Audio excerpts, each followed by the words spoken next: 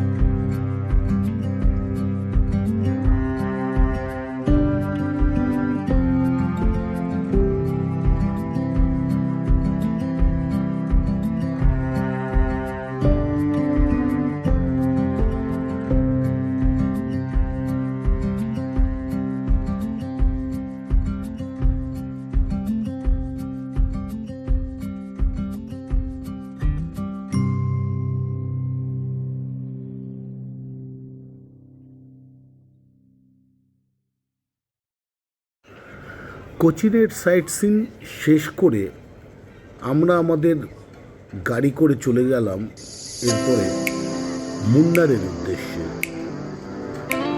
মুন্নারে আমরা থাকব 2 রাত্রি।